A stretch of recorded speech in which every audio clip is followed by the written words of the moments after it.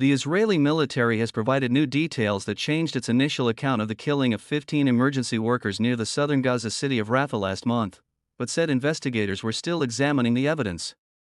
The 15 paramedics and emergency responders were shot dead on March 23 and buried in a shallow grave where their bodies were found a week later by officials from the United Nations and the Palestinian Red Crescent. Another man is still missing. The military initially said soldiers had opened fire on vehicles that approached their position suspiciously in the dark without lights or markings. It said they killed 9 militants from Hamas and Islamic Jihad who were traveling in Palestinian Red Crescent vehicles. But video recovered from the mobile phone of one of the dead men and published by the Palestinian Red Crescent showed emergency workers in their uniforms and clearly marked ambulances and fire trucks, with their lights on, being fired on by soldiers.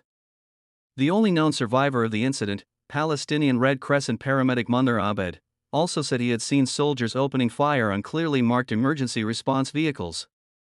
An Israeli military official said late on Saturday the investigators were examining the video and conclusions were expected to be presented to army commanders on Sunday. He further said.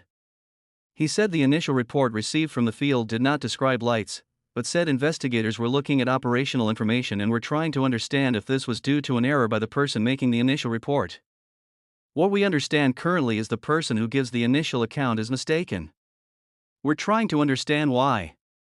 Israeli media briefed by the military reported that troops had identified at least 6 of the 15 dead as members of militant groups.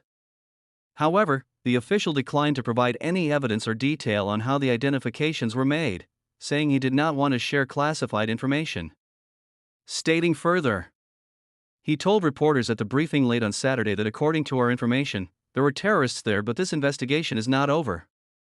The White House on Sunday said that President Donald Trump was holding Hamas responsible for the incident.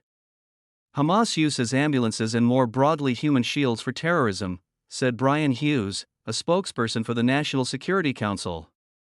President Trump understands the impossible situation this tactic creates for Israel and holds Hamas entirely responsible.